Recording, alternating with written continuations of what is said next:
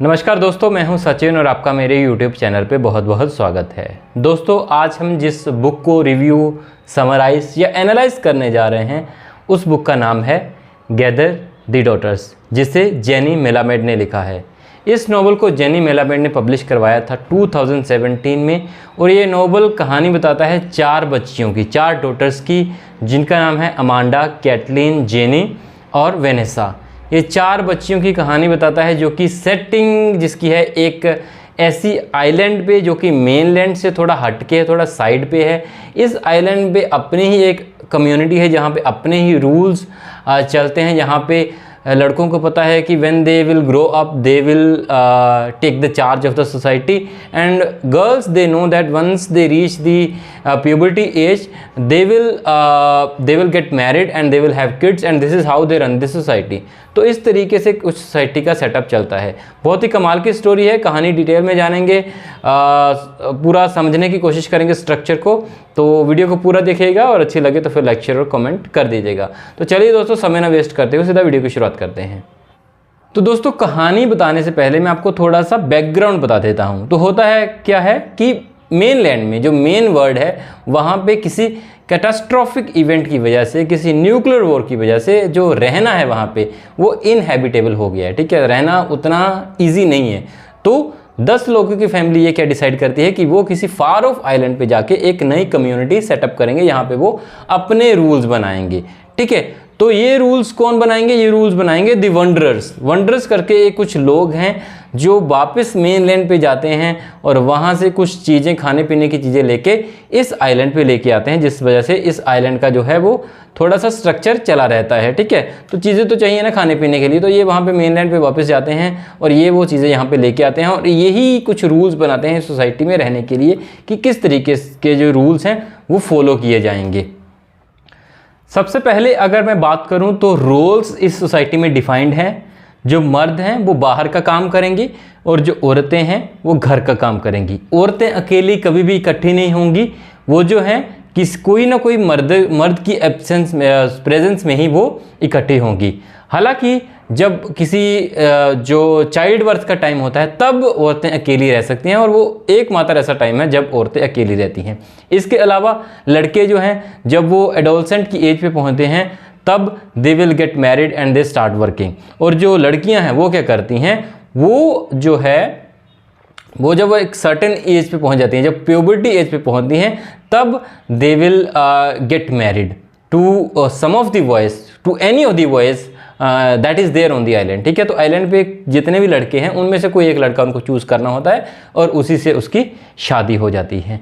इसके अलावा जो मर्दों और औरतों के कुछ रूल्स हैं, जब आप शादी कर लेते हैं तब you can have only 2 kids. After that जो मर्द हैं वो अपनी वाइफ के साथ सेक्स नहीं कर सकते हैं ताकि और ज़्यादा बच्चे ना हो सकें। केवल 2 ही बच्चे एक कपल को अलाउड है मैक्सिमम। ठीक है, और उसके बाद क्या होगा, वो जो मर्द है वो अपनी सेक्सुअल नीड्स को ग्रेटिफाई करने के लिए अपनी बेटी से सेक्स करेगा जब तक कि वो प्यूबर्टी एज पे नहीं पहुंच सकती, जब तक कि वो बच्चे पैदा करने की कैपेसिटी उसकी नहीं है, तब तक father will have sex with their regular sex with their daughter. ठीक है, तो इस तरीके से कुछ रूल्स इस सोसाइटी में सेटअप किए गए हैं। हालांकि कम्युनिटी बहुत ही छोटी है, ज़्यादा लोग इस कम्युनिटी में नहीं हैं। इससे हमें ये भी पता चलता है कि जब एक पेपर वर्क करने वाला जो बंदा है, जब उसकी डेथ हो जाती है तब कोई और बंदा था ही नहीं उसकी जॉब लेने के लिए। ठीक है, तो बहुत ज़्यादा काम जहाँ पे है भी नहीं है। ज़्यादातर वंडर्स ही मेनलैंड पे जाते हैं और वहाँ से वो चीज़ें लेके जाते हैं। कई बार वो वहाँ से लोग भी लेके आते हैं जो इस कम्युनिटी को ज्वाइन करना चाहते हैं। ठीक है, तो इसके साथ साथ जो मर्द हैं उनके पास ज़्यादा काम के ऑप्शन नहीं है। कारपेंट्री, फर्नीचर या फिर ये जो फार्मिंग है, इसके अलावा कोई ज़्यादा काम के ऑप्शन उनके पास है भी नहीं है। वंडरर्स ही मोस्टली जो मेनलैंड पे जाके वहाँ से चीज़ें लेके आते हैं। ठीक है, तो इस तरीके से ये सोसाइटी जो है वो रनअप हो रही है। इस सोसाइटी में एक रूल और भी है जिसमें कि जो लड़के हैं और जो लड़कियां हैं, before they get married every summer they can go out on the island and they can do whatever they want to do. They can build huts, they can enjoy their life, they can do anything they want to do on the island till the summer, ठीक है। Summer के time पे वो कुछ भी कर सकते हैं और खाना पीना उनको वहीं पे दिया जाता है and they can enjoy their life over there, ठीक है। तो इस तरीके से ये सोसाइटी जो है रन अप कर रही है। अब मैंने आपको 4 नरेटर की बात बताई थी, जो 4 नरेटर हैं अमांडा, जेनी, कैटलीन और वेनेसा, ठीक है।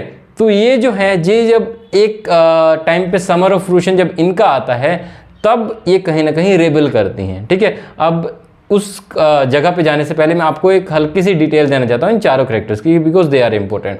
अब जो जेनी है सोलोमन है, जेनी सोलोमन की एक छोटी बहन मैरी है जिससे ये बहुत प्यार करती है और ये अपने फादर मदर से भी बहुत प्यार करती है और ये बहुत ही बोल्ड काइंड ऑफ वुमेन है, ठीक है। ये क्या करती है, ये अपना खाना पीना कम कर देती है ताकि इससे जो पीरियड हैं वो काफ़ी लेट आएँ, टाइम से ना आएँ, ताकि she can enjoy her life, ठीक है। क्योंकि वो इस सोसाइटी को पसंद नहीं करती है, वो मैरिज नहीं करना चाहती है और वो मैरिज करके बच्चे पैदा नहीं करना चाहती है and then she doesn't want to die, क्योंकि after marriage, after you have 2 kids, after you reach the age of 30 और 40s, तब आपको एक लिक्विड पीना पड़ता है जिससे कि आप मर जाते हो, ताकि जो कम्युनिटी है उस पर ज़्यादा बोझ ना हो, ठीक है। तो इस तरीके से आपको वो चीज़ भी करनी पड़ती है जो कि जेनी को बिल्कुल भी पसंद नहीं है।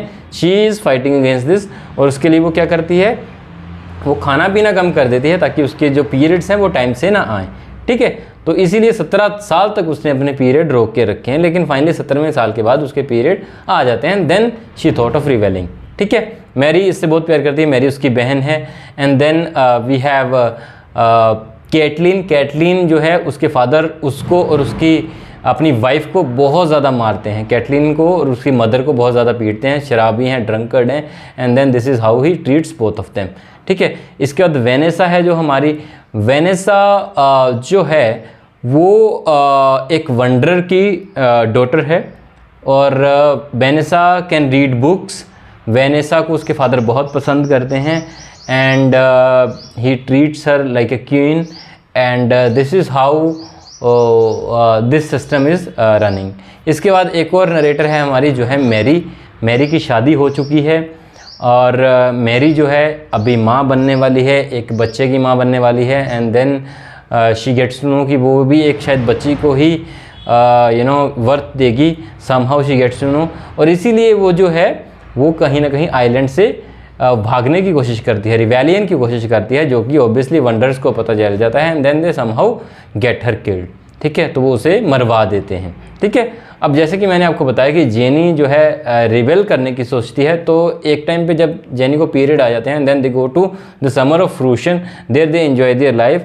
वहाँ पे जेनी सभी लड़कियों के साथ मिलकर एक प्लान बनाती है कि अभी वो वापस नहीं जाएंगी, अभी दे विल रिवेल, ठीक है। तो इस तरीके से वो रिवेल करती हैं, वो वापस नहीं जाती हैं और जिस वजह से मर्दों को बड़ा गुस्सा चढ़ता है। पहले तो वो सोचते हैं कि वापस आ जाएंगी क्योंकि खाना पीना नहीं मिल रहा है, ठीक है। सो जब वो खाना पीना लेने वापस आती हैं यहाँ पे आइलैंड के घरों में, तब उनके जो फादर है वो लड़कियों को पकड़ लेते हैं and then they beat her, बहुत मारते हैं उसको, लेकिन इतनी मार खाने के बाद भी वो वापस चली जाती हैं, ठीक है। उसके बाद क्या होता है, उसके बाद एक वायरस आउटब्रेक हो जाता है इस कम्युनिटी पे भी, तब वापस वो डॉटर जो हैं वो वापस आ जाती हैं अपने पेरेंट्स के टेक केयर करने के लिए एंड देन वहाँ पे वो ध्यान रखती हैं एक दूसरे का, ठीक है।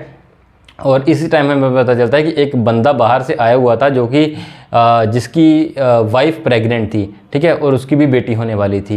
एंड देन वो बंदा क्या करता है, वो he tried to rape Vanessa और उसके फादर जो है उसे बचा देते हैं और इस बंदे को मार देते हैं। इसकी वाइफ ऑलरेडी मर चुकी थी इस इस वायरस आउटब्रेक में, ठीक है। अब इसमें यह भी है कि वायरस की वैक्सीन उन्होंने बना ली थी, लेकिन वो वैक्सीन जो थी वो सिर्फ वंडर्स और उनकी फैमिली को ही दी जा रही थी, बाकी नॉर्मल लोगों को वो वो वैक्सीन नहीं दी गई थी, जिस वजह से ये जो बंदा बाहर से आया हुआ था इस कम्युनिटी पे रहने, इसको बड़ा रोष था, बड़ा गुस्सा था उस चीज़ से, ठीक है। तो इस तरीके से कहीं ना कहीं चीज़ें जो है वो अच्छी नहीं हो रही थी। And after this also jenny decide करती है कि वो वापस चली जाएगी आइलैंड पे रहने के लिए, आइलैंड के बाहर रहने के लिए। And then she goes there और उसी पे जगह पे वो मर जाती है। मैरी, आई टोल्ड यू कि ऑलरेडी उसे मरवा दिया गया था। जेनी भी मर जाती है और कैटलीन की भी somehow after the end of the novel death हो जाती है। ओनली वेनेसा बचती है जिसको कि उसके फादर बचा लेते हैं। एंड देन उसके फादर जो है When the Wanderers decided to burn his books, कि वो बोलते हैं कि अब तुम्हारी बुक्स को जला दिया जाएगा। After at that time he decided to run away from that society. He didn't decide to run away from that society when he was raping his daughter, but when somebody came to burn his books, then he thought that this society is not habitable any more. So वो वहाँ से निकलते हैं और वहाँ से अपनी family को लेके वहाँ से चले जाते हैं, ठीक है। और जब वो वहाँ पे जा रहे होते हैं तो वेनेसा बताती है कि उसे कुछ ऐसा लग नहीं रहा था कि जो मेन लैंड है वो कहीं ना ऐसे हेल जैसी सोसाइटी है, ठीक है। उसको ऐसे कहीं भी विजुअल नहीं आते हैं, ठीक है। तो इसी के साथ ये हमारा जो नोवेल है ये ख़त्म हो जाता है। मैंने आपको ज़्यादा डिटेल में स्टोरी नहीं बताई है क्योंकि I want you to go and read this book. I think you can read this book. I would rate this book 7 out of 10। और अच्छी बुक है, जेनी मेलावेट ने अच्छा लिखा है और मुझे लगता है कि आपको एक बार इस बुक को ज़रूर ट्राई करना चाहिए। तो दोस्तों इसी के साथ मैं इस वीडियो को यहीं पे ख़त्म करता हूँ। आपको वीडियो अच्छी लगी हो तो फिर लाइक शेयर और कमेंट कर दीजिएगा, चैनल को सब्सक्राइब कर दीजिएगा इसी तरह की वीडियोस पाने के लिए। अगर आप चाहते हैं कि मैं किसी और बुक का रिव्यू करूँ तो you can let me know in the comment section. Thank you very much for watching this video. Have a great day.